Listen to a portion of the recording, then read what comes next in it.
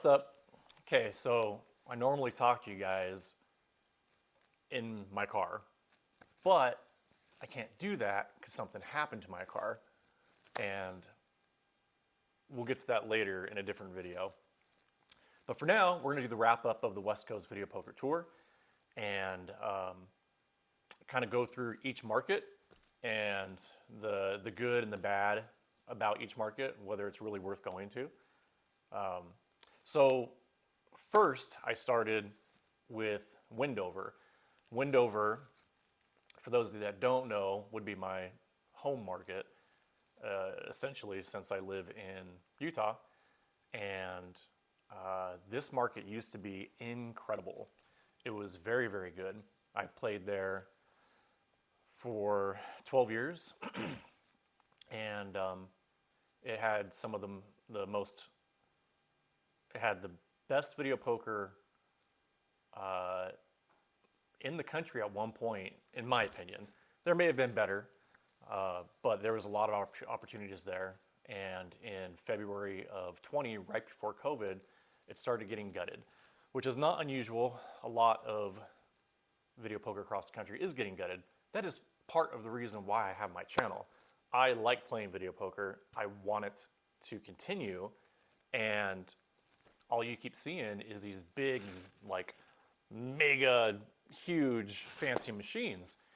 And the truth about those machines, this is just going off tangent a little bit, is that many of them don't even have the capability to be programmed above 92%. And most of them are going to pay back in the mid to high 80s. I don't want to necessarily, I don't want to get anything wrong, so I won't call out each individual game, but they're pretty bad. They are pretty bad. And I think a lot of people are starting to catch on to that. A lot of channels are starting to catch on to that because you can see more and more video poker being played. Yeah, you can lose on video poker, and you can lose a lot on video poker, but you're going to win more often than you do playing stupid slots. Okay, so back to Wendover. So in Wendover, there's still some playable games there. The Peppermill properties are still okay. 2 casino groups and 5 casinos, and I would rate the video poker offering in Wendover probably like a 7 out of 10. There are full pay games, but there's not a massive variety of the carnival style games. So not a lot of Ultimate X and Hot Roll and Ultimate X Gold and the like 200 variations if you like to play that stuff. You can get some of it out there, but the stuff that they do have, the pay tables aren't very good.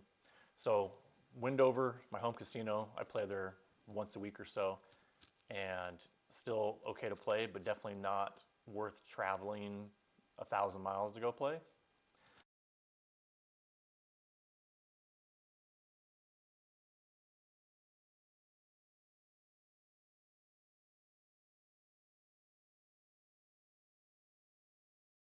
The next market I went to was Elko. Elko has more casinos. I'm not sure how many companies are represented out there, but there's more casinos out there. The reason I go out there is, like, people are like, oh, he travels across the desert to go get a few dollars in free play. Like, why would he do that? And then he bets $500 a hand. Doesn't make sense. I go out, like, when I travel out there, I'm getting, let's see, what are they giving me? $600 to $800 in free play per month. And that started in November. So November, December, January, February, March, and April. So had, almost $4,000 in free play pickups out there over that time. And that all was a result of one play. I had one day out there last July, I think, that I played a lot for like 7 hours, but like $5 and $10 a hand, right? There's not a ton of high limit out there at the bigger casinos, but there are some hidden gems in that market. And so people wonder, why do I go to Elko because there's some games out there. Now, again, is it a market that you want to travel across the planet for? Probably not, because there's not a lot else to do out there. And I mean, there is some fishing. You like outdoor stuff, there's some outdoor stuff, but I hit nothing on this trip out there, nothing. Now, I do hit some stuff in the future on future videos, and you'll see that. And I got a pretty good sized one coming up from there, so.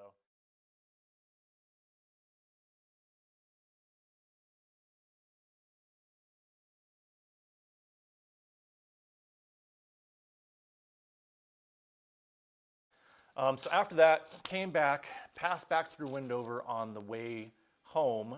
I hit the $8,000 aces. And so hit that, got out of town, went back home, and then got dropped off at the airport to go to Vegas. And went to Vegas, got picked up in the limo, and played at Circa. Now, people probably wonder why I play at Circa. I did very, very, very well there last year, and they had a very good free play offer for me. I played not super heavy, but I did play high limit, and I hit 50 grand last, I don't know, August or something. And from that play, I started getting $1,100 in free play. Now, I can tell you that when I went in to go pick up my free play the first time, there was, they had to look me up on a list. And so they got all the players, their player number, and then how much free play they get. Well, 1,100 was okay, but there's people getting like 2,900 or something like that on that list. So, and that's monthly free play on there, and you don't have to stay.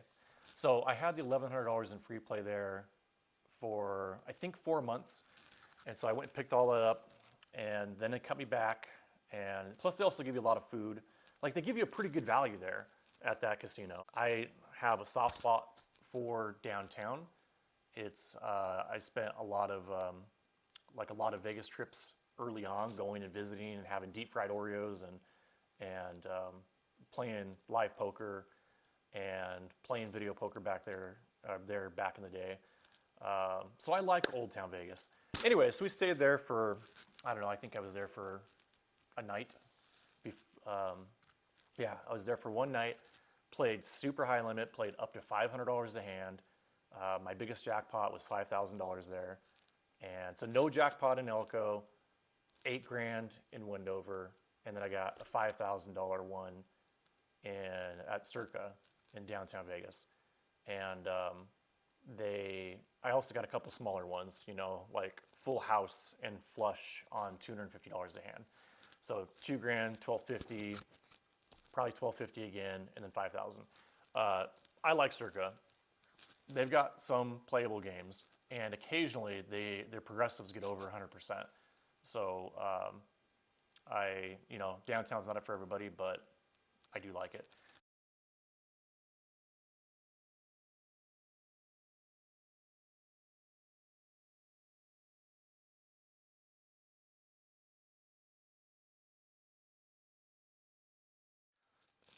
From there, went to Greyton. The reason we went to Greyton is as part of a crew of people that were filming for like a documentary TV show, and I don't know what it's going to be called yet. I think it's going to be on Amazon when it's ready, and I'll let you guys know when it is. But they took a bunch of YouTube gamblers, and they wanted to, you know, make it a big deal. So we went on a private airplane. NG Slots was there. NJ Slots, Mr. Mike Slots, Beyond Blackjack, Big Cats Poker, the Big Payback was there, and myself. And so we took that trip. I had a lot of free play up there, but that was part of going on this trip. Now, what I do want to say about Greyton is the resort was beautiful. The tribe's chairman really took care of us up there. The food was really good. The area is beautiful. The casino is really nice. It's not a big hotel, but the room's really good. The video poker, the best I could find in the entire place was 7.5 bonus poker. And as you know, 7.5 bonus poker pays 98% back. So not the greatest game, but here's what I need to share with you guys is that I didn't play a lot while I was there. There's dinner obligations, and we were only there for 2 days, and it was dinner and breakfast and lunch and touring a bricular winery and a lot of stuff going on like that, filming our interviews, our one-on-one interviews. And so I didn't get to play a lot. I played, I think, for 2 hours or so. So I played 2 hours of video poker between $25 and $125 a hand. I play relatively slow. I only hit one jackpot during that time for $2,000, but with my free play, I ended up $3,000 in Greyton. Now, off of that 2 hours of play, with an average bet, just call it say $50 at 400 hands an hour or so. So what is that? $40,000 through the machine. My bounce back free play offer was massive. Okay, massive. And so first offer was for the following month, and it was for $6,000 in free play. Now, it was like every day. So it was broken up into whatever that ends up being. It was like $190 a day or something like that. And then the following month's free play offer was still really big and a little bit easier for somebody to pick up, in that it was $600 every Friday and Saturday of the month. So on Friday you get $300, and on Saturday you get $300. And it was 4 weekends, if there's 4 weekends this month. Yeah, $3,000 in free play for the second month. So I got $9,000 bounce back offer off of a $3,000 win, playing $40,000. Doesn't seem real, does it? Now, for you guys that are, I don't know, haters, we'll just call it for what you are, haters. You know, this guy's a sellout. Why is he playing in Greyton? Blah, blah, blah, blah, blah, blah, blah, blah, blah, blah. Start your own channel, bro. So, massive bounce back offers. So, very good. And I will be back to that place.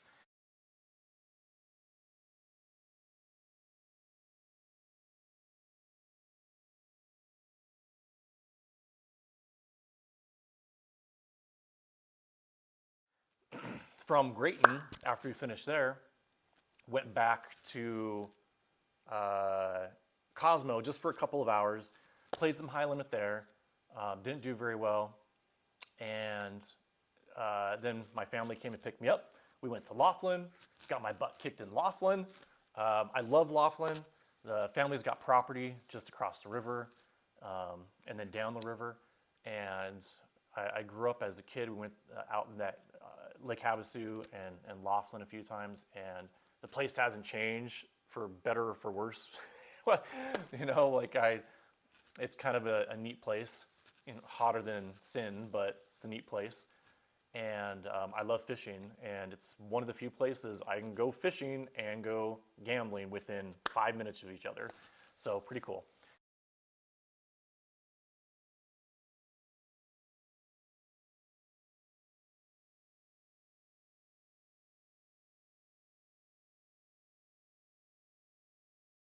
And then from there, drove down to Socal, stayed at Harrah's and stayed at Pechanga. Played at Harrah's for 5 minutes and hit a quad there it was the 9-5, or it was a 8-5 double bonus progressive machine. Hit 4 9s, got off the machine, won a couple $300 or something. And then played at Paula. Paula was incredible. Paula's got great games. I love Paula. And Pechanga's pretty damn good. Pechanga has way more games, but Paula has better games, dare I say.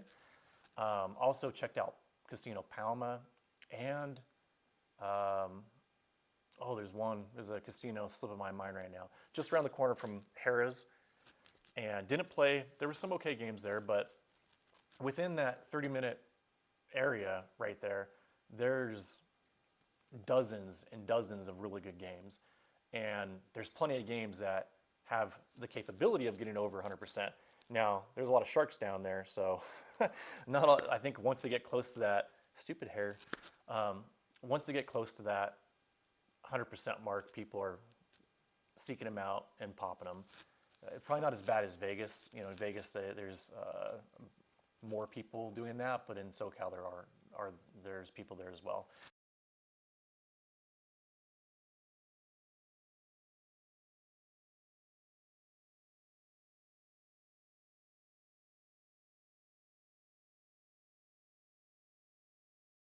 So from there, drove back up to Vegas, stayed at the Orleans. Now this property hasn't changed like at all since the last time I stayed there. I used to love playing live poker there back in the day. I never really played video poker there a long time ago that I can remember anyway. I only ever played blackjack and live poker there. And the property's super dated, but my kids love it. My kids like the fact they have the movie theater and they have the little, I don't know what you call it, but place that they play all the games and stuff, right? Little fair area. You have bowling and you have food that they like and ice cream place, and they like that kind of stuff. They're at that age where that's what they like. So sometimes you stay at places like that. They also like Red Rock. Played there, won I think like $500, had a couple $100 in free play, had more food money than I could spend. The really good value. The Orleans provides value, and they have some really good games there too. I can't recall games that particularly would get over 100%. They probably have progressive, so yeah, I'm sure it does.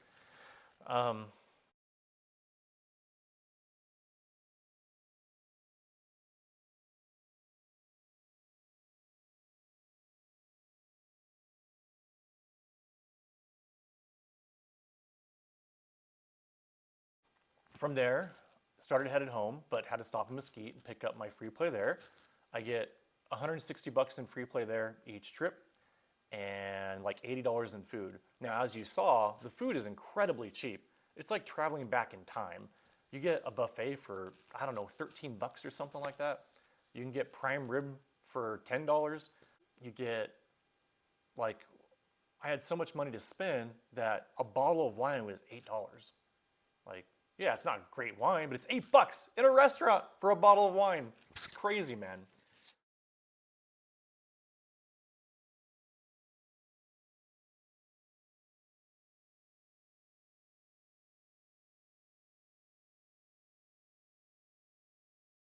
Um, anyway, so out of these markets, SoCal's good. SoCal's very good. Vegas is the best. Vegas, if you got time to spend there and seek out games, there's games preset to over 100% in Vegas that are findable. In SoCal, there's games set to over 100%. Now, when I say that, you got to play the game right. But regardless, there's games in those markets. In Laughlin, there are a couple, and I don't want to say where because people get pissed. NorCal, I know there's other casinos we didn't get to go to that are potentially better plays, but I can almost guarantee, because I've never had a bounce back offer as good as Greyton, ever. Like, not even close, ever. So the best is probably Cosmo. The first time I played there, played $125 a hand for an hour, and maybe an hour and a half, and my bounce back offer was almost $5,000 split between between two trips, with great rooms and food credit. Now the food is very, very expensive at Cosmo, so the credit really, they give you $250 in food or $300 in food. Doesn't go too far there. It's just enough though. So it's not like when you travel to Atlantis and they give you a couple $100 in food and you're like, score. Yeah, it buys you a pizza. Atlantis is very expensive. But then you got places like the Orleans who give you a couple $100 in food and you can't spend it. It's incredibly difficult to spend that much money down at a place like that. So my prior West Coast Video Poker Tour trip, I made really good money. I think it was like $27,000. This trip, not so much. I could not get a break when I was betting $250 and $500 a hand. Yeah, I hit 5,000 once, but it's not a whole lot when you're playing that high. So, and I played that high for, I don't know, over an hour at $250 and $500 a hand. It's a lot of money. So anyways, the trip was cool. The next time I do it, I'm gonna make it, well, I don't know, maybe that could be cool to do like an East Coast one. It's a lot more expensive for me to do that though. Like this whole trip right now, with my flying and driving, the travel costs were hundreds of dollars. It was like 38 bucks to fly into Vegas, and then gas for the Explorer with the family driving around. Like it was in the hundreds of dollars that I spent on this trip. Gas has gone up a lot more since 2 months ago, but yeah, you know, call it less than 300 bucks. And if I go out to AC and Pennsylvania and Florida and I go that way, it's going to cost me a lot of money to travel. And it's the reason I drive a Tesla, not because I'm a snob, not necessarily because I'm a tree hugger, but because I'm cheap. I'm cheap. I know it's weird. I can bet $500 a hand, and I can also bet 25 cents a hand in the same day, but I can also, I also drive my car because it's cheaper than what you drive. If you're driving a Honda Civic, your $350 a month car payment, and then your $600 a month in gas, well, that's maybe not true. Civics are pretty good gas mileage. But regardless, my car, when I bought it, $639 a month, and I spend 70 bucks in charging-ish a month. That's it. So $700 about to run my car, and there's never an oil change, and there's never a brake job, and there's never a timing belt issue. There's nothing like that, ever. So, yeah, I've got 90,000 miles, and I've changed the tires once. It's supposed to be heavier on tires, but it hasn't been like that for me. So that is a slight downside, apparently. But, yeah, 90,000 miles, and I drive it because I'm a cheap ass. So, good trip. Would have liked it to be more organized. I did get my butt kicked early on, and that hindered my playing for the remainder of the trip to some level. I'm going to do another one again, you know, maybe in the fall or maybe early next year. We'll see. But for now, let's get into some of those questions. Okay, I was using a mic before. I'm not going to use a mic now. It sounds kind of buzzy in the background, and no more tripod. We're just going to hold it. So the first question comes from Andy Milty, and they ask whether or not I have any superstitions about the machine, things I might look for in the machine, things to look out for. So, favorite machine. I try not to do that kind of stuff. I know that I am biased toward machines I've had really good wins on before. Slightly biased, but there's not. I don't go into a casino with a lucky machine. For me, a good pay table, a good progressive means more than a machine that I felt lucky on. For me too, the software, the way it feels, I don't like a glitchy machine. It really bothers me when the machine is, open up the window a little bit. It really bothers me when you press, like the buttons don't work right, the screen flashes, or it just doesn't play right. There's a certain feel that feels good when you're playing a machine, and that's all I really look for.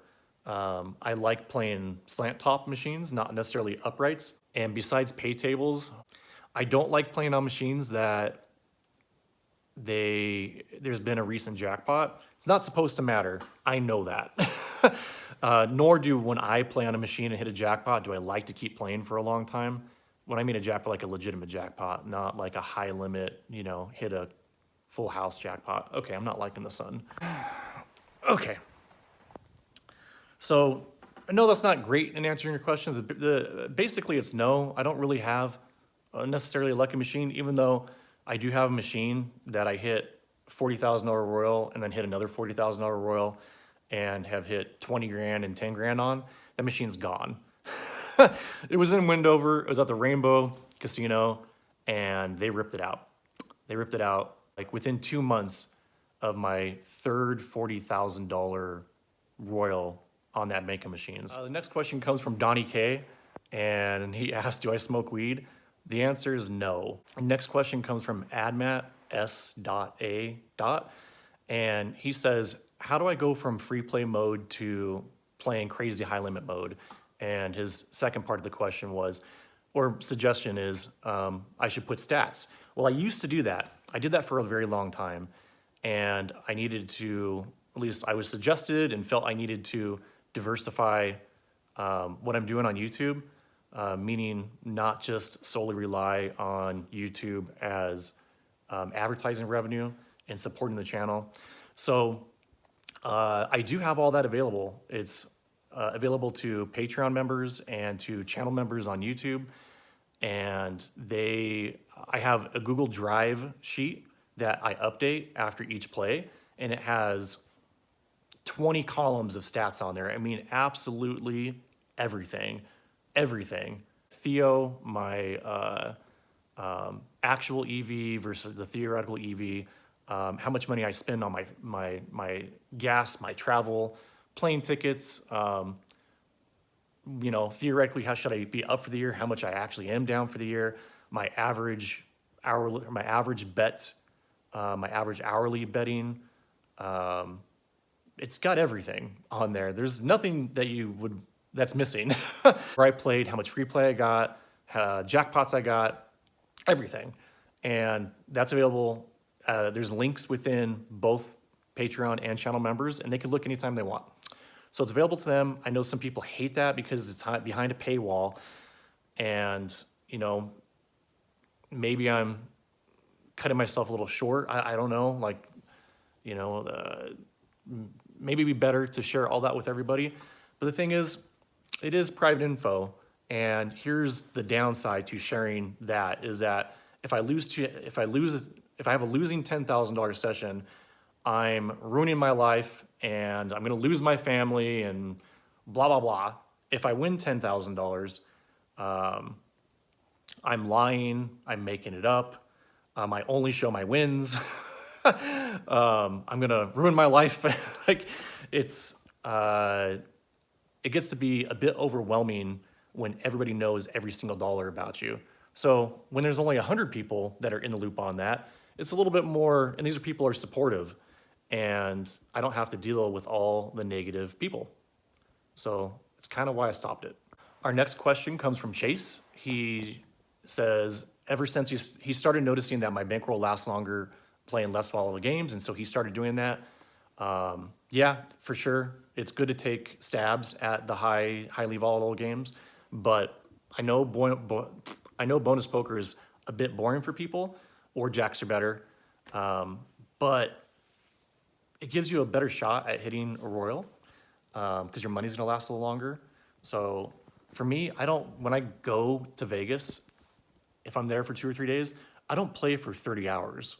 I just don't. I play for a few hours, and I convert to free play on relatively low volatile games, and then I might play high. It just depends. So he also asked, am I gonna do YouTube full time? I'd say effectively right now I'm doing YouTube full time, but it's not all I do. I also own a restaurant, and that's priority. YouTube is still second, but the plan is to change that. And when I do get to that point on YouTube, will I move? I don't know. I'd like to move back to Socal. I'd like to move to San Diego County. I'm not sure. Utah is a very nice place to raise kids. They've got one of the best, probably the best run motocross series here in the country. They like racing. I like racing. That's fun for us. Socal's expensive. And answer is I don't know yet. Next question comes from Robert D. Who's my video poker idol? I've read a lot. No, not a lot. I've read everything from Bob Dancer. I've also read others.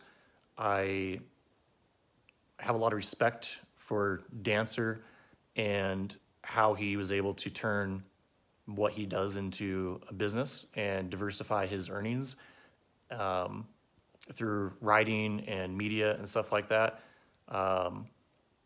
I know his style is not for everybody, and I don't necessarily agree with him on everything. I understand what he teaches, why he teaches it, and why it's for him. My style is a little different. And then, why is it you? I guess it's your face. Next question comes from Duochromatic. Ace 10 suited. In the past, I did play it a little bit. I've never hit a royal from it. I've missed probably one in my life from not holding ace 10, maybe two. King 10 is more the way to go. Sometimes King 10 is the wrong play, and I've hit royal flushes like that. But it's not like a lot the wrong play. Yeah, I've got two boys and a girl, and one of my sons has long hair, and it's a very nice red color, almost orange color.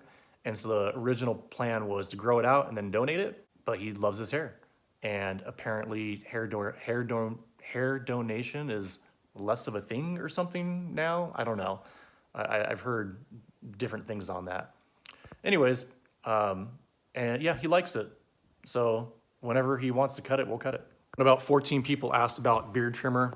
Yeah, I just been growing my hair long and getting scraggly and just cut it off. A little bit better. It's got to go get my hair cut eventually, depending on if I want to grow out that full mullet or not. There's also a few comments lately about jumping around in my play in the timeline, like I'm trying to get away with something. My vlogs are in order. They're almost perfectly in order. So if it's titled vlog, that is a timeline of my play. Now, sometimes my vlog, I don't post my play from a vlog today until potentially like 8 weeks from now. But during that play, I might film like my timeline type of stuff, but I might have an hour or shoot, sometimes I'll film 7 hours of straight high limit play. And then I drop that whenever I want. And then I will drop that before the vlog comes out. And then I'll patch in a couple highlights from that play into the vlog. And that's where people come accusing me of double dipping and whatever. I mean, the vlog is my play over time since, well, I mean, I started filming in 2017. I just didn't start putting it out until 2020. But my timeline has been perfectly in order since February of 2020, okay? There hasn't been anything on my vlogs out of order during that time. But there is play that goes out of order, but it's not part of my vlog. It's just, 30 minutes of double bonus, or, a 4-part series on upping the bet playing at Circa, even though the vlog, like I don't want to have a vlog be 10 parts on a vlog. And so I'll do like my vlogs are summaries of my trip, but then there's play that isn't quite in order. That part doesn't have to make sense. I don't get why it's a problem. Like, I will try to get faster putting my vlogs out, but I don't understand why it irritates people. I just don't.